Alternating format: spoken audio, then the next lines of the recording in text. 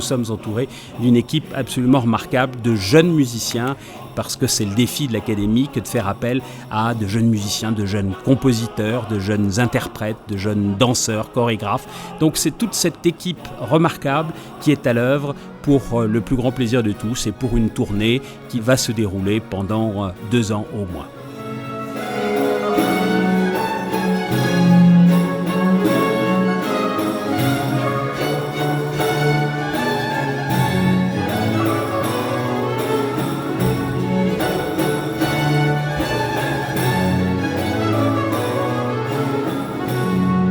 Cette édition du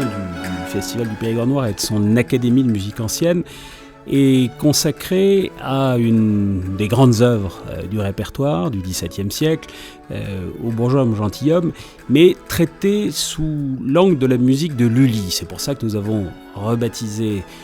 cette production Mamamouchi. D'ailleurs, la musique de Lully fait l'objet de changements par rapport à la pièce elle-même. Nous avons demandé à un écrivain d'écrire un texte qui resitue l'œuvre dans un contexte politique.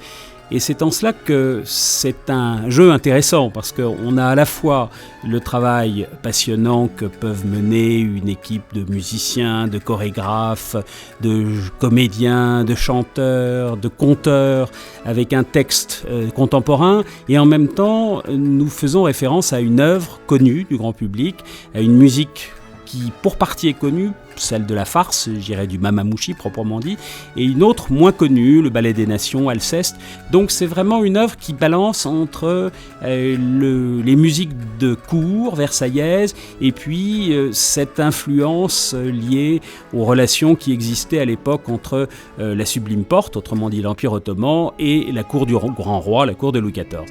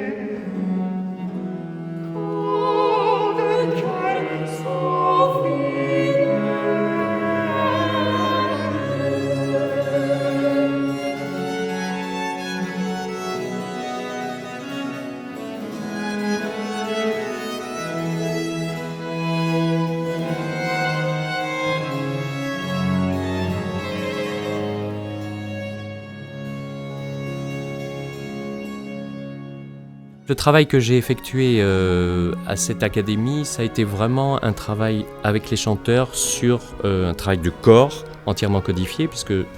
mon rôle a été de leur faire travailler la gestuelle baroque, qui est une technique théâtrale utilisée au XVIIe siècle, avec vraiment un travail de code de main que l'on a pu retrouver grâce à des traités du XVIIe siècle, notamment des traités de comédiens anglais, notamment un traité de comédien de 1654,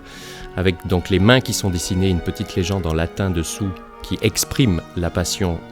que l'acteur ou le chanteur est en train de dire, pour que à la fois ce code soit le plus naturel possible, alors que c'est un travail vraiment très précis, qui s'allie aussi à la danse baroque, on est dans le même type de langage. Donc on a fait un vrai travail, surtout sur le divertissement en musique, qui est un petit passage du bourgeois gentilhomme, très beau musicalement et qui dure une dizaine de minutes.